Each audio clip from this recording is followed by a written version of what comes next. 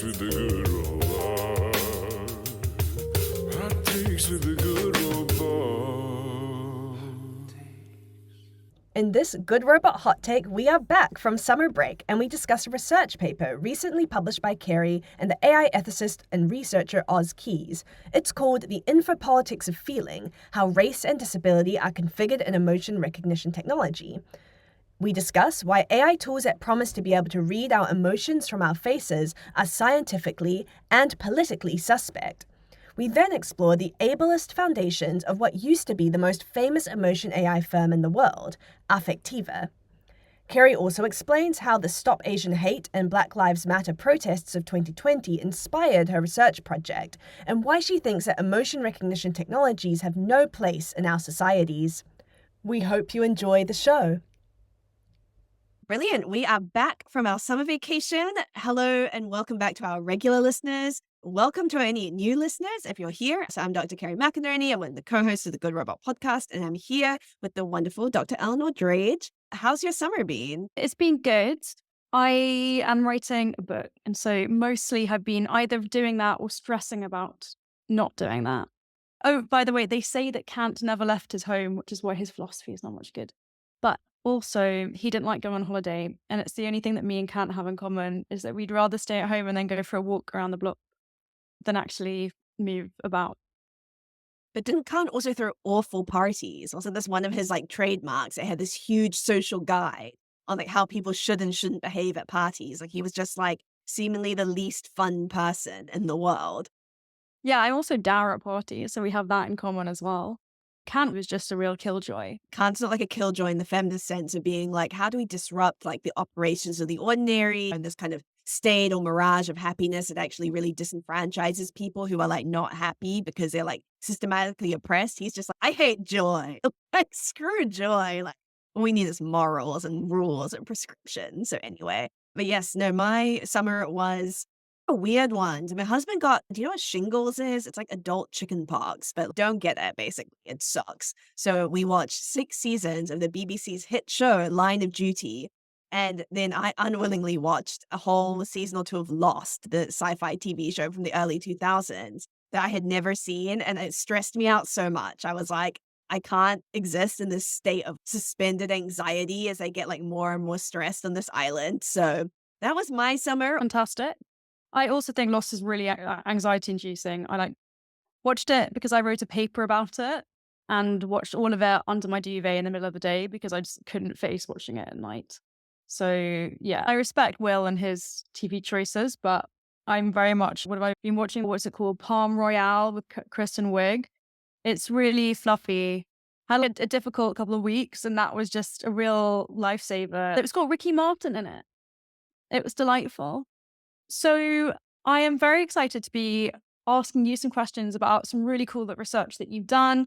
For a long time, we've been thinking about emotion recognition, this weird phonological way of trying to use AI as something that can observe emotions as well as people. So can you just tell us a little bit about it, how you got interested in it, and maybe the collaboration as well with Oz, who's a terrific writer and researcher? I first started thinking about emotion recognition technology, or this wave of AI technologies which claim to be able to sense human emotion. Yeah, back in 2020, and it was for 2 reasons. The first is I do think there was a particular hype wave at that time around these emotion reading technologies. In the same way that right now there's been this huge wave of hype around large language models and then around other kinds of generative AI, like image generation. At that time, I think there was a particular moment where there was just so much interest in whether or not these technologies could actually accurately discern how we were feeling at any given time and what they would do for a more kind of emotional or humanizing experience as a user with technology. That's something I definitely want to come back to. But then the other reason why I was really interested in these technologies was because it was also just following the wake of the Black Lives Matter protests in response to the murder of George Floyd, also in response to the Stop Asian Hate movement and the rise of anti-Asian racism during COVID. And so something that I was increasingly really interested in was the relationship between racism and emotion. Because at that time, both in-person and online debate about race and racism was incredibly emotionally fraught. And so we started seeing a lot of things being posted at that time, how people were feeling about race, how they felt about racism, whether experiencing it or having to deal with kind of, particularly for white folks, maybe who hadn't really thought about this a lot. So it was just like emotionally this incredibly heady atmosphere. And so this is, I think, a way of trying to grapple a little bit with that heady atmosphere and saying, okay, clearly like emotion is not this kind of like neutral, value-free kind of experience. Clearly, we can see all these different ways in which like emotion itself is really tied to race and to power. And that must be the same for these technologies. I've been reading a lot recently about how value-laden objectivity is. So we think that to be objective is the opposite of being subjective. And objectivity means no prejudice. It means no emotion. And feminist philosophy has done a lot to say there is no objective way at looking at emotion, because indeed your emotions, your feelings are very much part of the objective act of looking at something. Why is it that in this present moment, people are seeking again to look at emotion in this way? I think this history of objectivity is really pertinent here because one of the big selling points of these technologies is the idea that a machine can read a human's facial expressions and their emotional expression in particular more accurately than the human eye can. And we talked about this a lot in our previous hot take on the use of AI for hiring and how video AI software is sold on the idea that these tools are able to observe things that we can't observe. And so they can hire more fairly and more accurately. And a lot of these tools originally had emotion recognition capabilities built into them, where they'd say, oh, well, we can tell if your candidate is genuinely excited, for example, to be applying for this job if they really want it, which first is super noxious because we all apply for jobs to get money because that's how we survive in a capitalist world. But second, I think it also attributes far more observational power to these tools than they have. And so one major critique that's been made of emotion recognition technologies is exactly as you said, this idea that there are actually not these base standard emotions that are expressed consistently across space and time, and particularly across contexts. So a lot of these tools are based on Paul Ekman's theory of kind of 6 basic emotions and their ability to read and understand them. I think we all know that the way that we feel is not always how we facially express these things. So this idea that if we're feeling happy or we're feeling sad, that we're always going to look like Paul Ekman's exact idea of what a happy or sad person looks like is pretty patently false. So as an example of this, I have a very dear friend who loves going to gigs and concerts. I love going with him, but he always just stands there like this with his arms crossed and doesn't smile at all. And he pre-warned me about this before I went, and we always go to Lord because I love her and we both love her. And he was like, oh yeah, before we went to Lord's melodrama tour, he was like, I don't really smile during concerts, but like I am enjoying myself. And I'm glad he pre-warned me because otherwise I would have been like, does he hate this? But I think for many of us, some of us are very emotionally expressive according to these norms. Some of us aren't, and that's okay.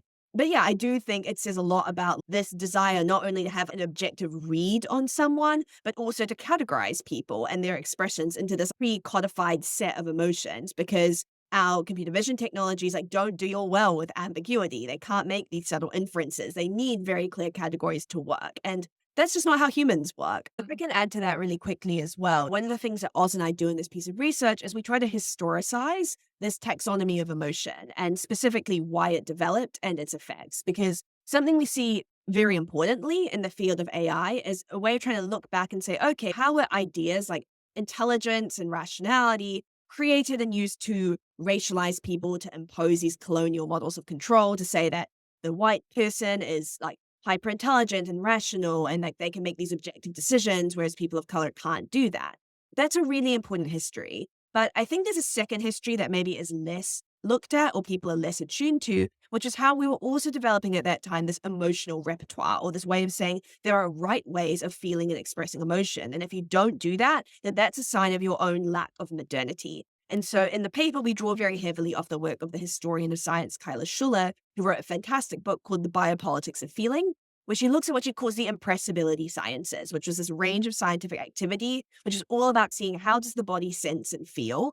And it was deliberately used to try and place people on this evolutionary spectrum, to say that actually people of color don't feel and express emotion the way that white people do. And it's a sign that they're less civilized. So one example she gives us this is specifically how, for example, Chinese people were portrayed as being insensate in different ways, or say they don't feel physically the way that white people do. And that makes them like really good laborers under capitalism. And so obviously you can see there's a big political rationale for this, which is this is also the same time that we're seeing the mass expansion of indentured labor of Chinese and Indian workers. So they had a big stake in kind of saying, these are people who are just like born to work and born to work under really awful conditions. I think it's another sign of A, how all these scientific fields are very much not neutral. They're highly political, but also B, that we can see that emotion itself, often portrayed as this really like happy, clappy thing, is itself again also very much part of these scientific regimes of control. Absolutely.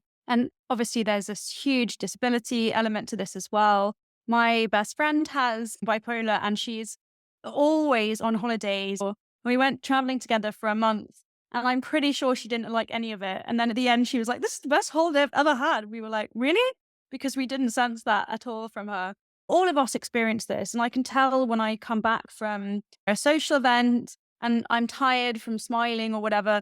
And I'm tired because the smile I'm putting on so that I can exchange this code, this way of communicating with others, where I'm saying, I am enjoying being with you.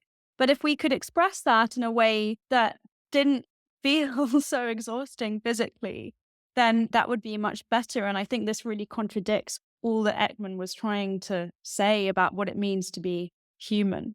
Yeah, exactly. And I think you raise a really important point there, which is a lot of our social capital, the way that we move through the world, relies on us being able to read and understand these social codes. And there are a lot of people who, for various reasons, really struggle to do that. And this very much intersects with disability, as you say, with race, with gender, with class. Because also certain people, particularly marginalized people, particularly women, particularly people of color, are also expected to do a lot of this emotional labor of allowing those situations stay safe, stay happy. So we talked a little bit about like the feminist killjoy, like one of these killjoy techniques that people like Sarah Ahmed or Zain Yao talk about is actually like people just refusing to do that work or saying, actually, I shouldn't have to make you feel happy for me to stay safe, which is often what that equation boils down to, which I'm sure is things we've both experienced when you're moving through the world is, okay, I have to put on the smile to ensure that I stay safe, everyone stays happy, and we're able to continue on and live alongside one another. I have an anecdote about a researcher that I used to work with who I loved a lot. She was brilliant and really funny, humorous person. But she disagreed with having to smile in photographs that were sent back to our funder, which was the European Commission. And it meant that there was like 15 of us smiling and then one person just not smiling. And it made everyone feel incredibly uncomfortable. It just shows that if you don't conform to the way that people expect you to respond emotionally or show emotion in the way people want, because really what the European Commission wanted to do with that picture is to put it in a booklet or something. And now that photo was unusable. I think that's just absolutely fascinating that like the discomfort, the real people were like, just smile, just what's wrong with you? Just smile just this time. And people had that really visceral reaction to someone choosing not to give them what they wanted for the purpose of publicity. And by the way, there were so many things wrong with the project. And I think that's the stand that they were taking is like, there were so many things that hadn't been resolved. So many funding issues, administrative issues, the poor treatment of some people. And I think it's to say this is not all perfect and I cannot smile to justify it.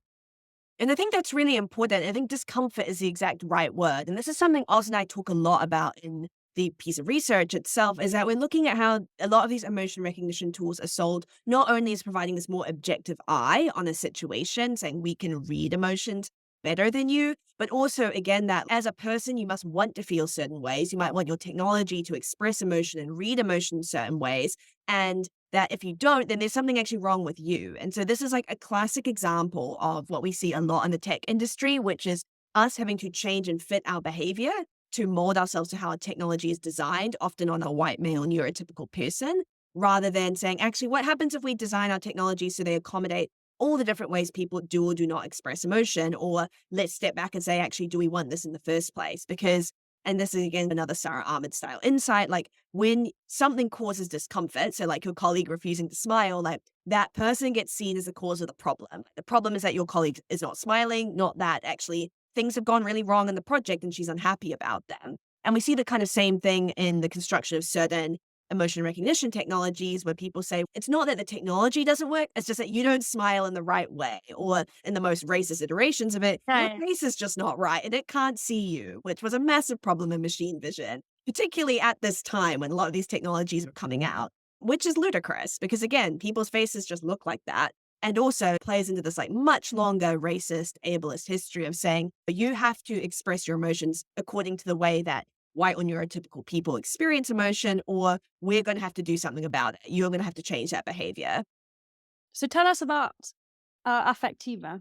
Yes, so Affectiva was the firm that we focused on for this paper. There are a lot of people in this space, but we chose Affectiva because it was one of the most famous and because it actually came out of, in part, Rosalind Picard's affective computing group at MIT, which was in the 1990s really spearheading a lot of this research around technology and emotion. And so in this paper, we mainly focused on the autobiography of one of the founders and the now CEO, Ran El-Kaloubi. I think the company has now actually been sold in the last few years, but at the time in 2020, when we started this research, like Affectiva was the big name in emotion AI, and Ran El-Kaloubi was, again, a really big in this field. And her personal story was really compelling. She came from Egypt. She'd gone to do a PhD at Cambridge, where she fell into this area of thinking about emotion and technology, traveled to MIT, became an American citizen. And what we argue is like her story is, in one way, it's like very empowering because like computer science is notoriously like a very white and male dominated field.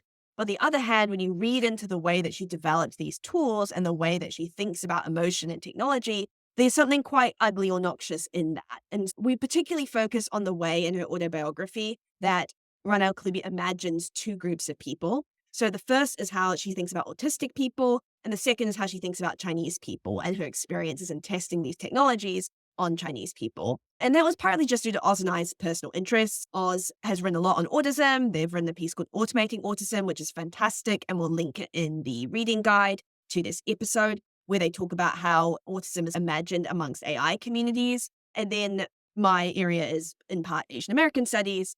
And so, of course, I was like interested when she had this whole specific section in her autobiography around like the challenges they had marketing these technologies in China.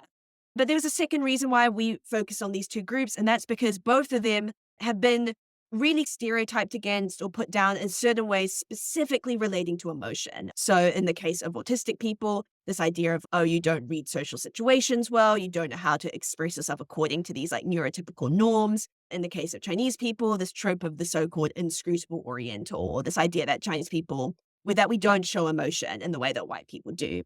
And advocates from both communities argue that either these stereotypes are completely false or they involve a huge amount of stereotyping on the idea of this is what good emotional expression looks like. But at the same time, I think those two stereotypes or ideas still hold a lot of power. So we wanted to interrogate them and Affectiva's approach to them in the paper. Why has her story not been received with as much criticism as you would have imagined it to be?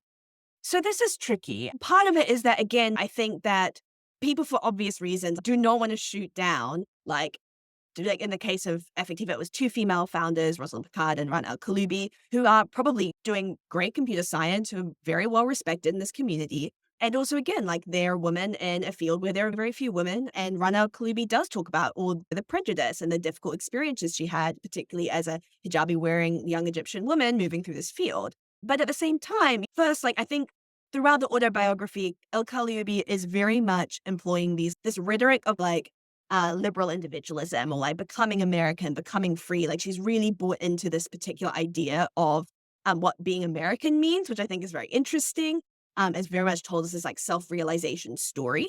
And on the other hand, I do think like a lot of it comes down to the fact that particularly with the way that the book treats people with autism or autistic people, which is pretty awful. Like it's a really hard read. Like I wouldn't recommend to us buying or reading this autobiography. So she chooses Chinese people, and when we read that, we're like, oh, here we go, right? Choosing Chinese as the archetypal others.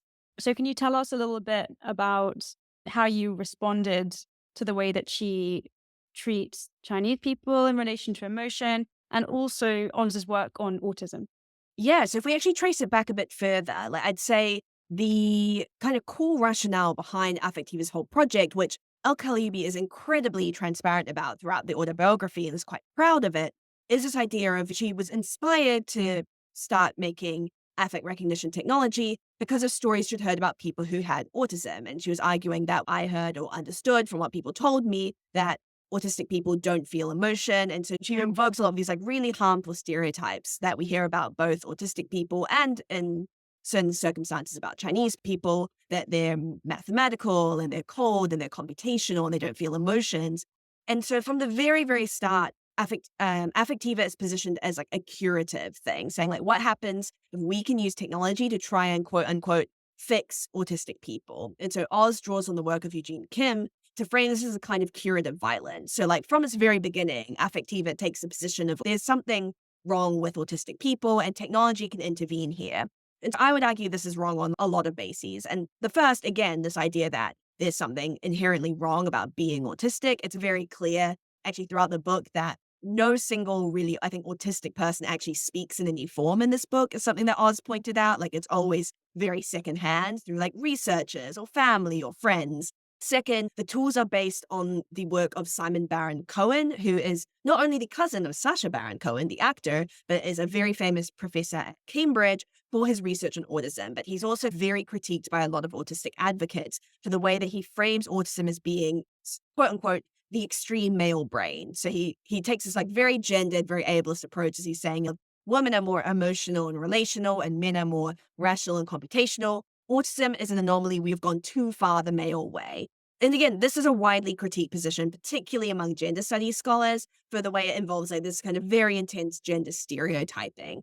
But what's interesting is that Al-Khalyoubi actually trains her initial model off Simon Baron Cohen's data set of emotion. From the kind of very beginning, we see it being built in this idea of not only is this curative in some way, but also like even in the actual technical side, it's being built from a database that has its roots in this kind of very unappreciated approach to autism among people who are advocates within that community. I think basically from there, it's like really difficult to think about these emotion technologies as being anything but trying to force people to feel in a certain way. The point that like Oz and I wanted to make was that it's not that Affectiva treats, say, autistic people and Chinese people in the same way, but that there's like interesting stereotypes about emotion coming through. So in one chapter of the book, it's a much smaller focus than the focus on autistic people. Al-Khalyoubi says we were really panicking because we tried these technologies in China and they didn't work in China for the very obvious reason that, again, a lot of these tools are not going to work in any context and you can't expect to just roll them out and they're going to be fine. And so then Al-Khalyoubi argues that basically, the reason why they weren't working is because Chinese people were like putting on a face. They weren't reacting in the way that we expected them to when there were other people in the room. So to get them to react the way we wanted them to, we had to pull everyone out of the room. And so she links it to like different social norms around emotional expression. And yeah, there are different social norms around emotional expression. That is not really a problem. But, this links to like this much long kind of history of stereotyping of, again, this inscrutable Oriental or this idea that like Chinese people always have a face on and this is something that other people can't read. And it's also kind of linked to these ideas of communitarianism, these ideas of kind of not being an individual. And so in the context of Al-Khalyoubi's story about herself becoming this kind of fully fledged individual American citizen, it reads a little bit jarringly. Yeah, yeah. And what would you like to see from emotion recognition technology going forward? Or do you not want it to exist at all? What's your hot take? So my hot take is I'm not going to get sponsored by an emotion recognition company anytime soon.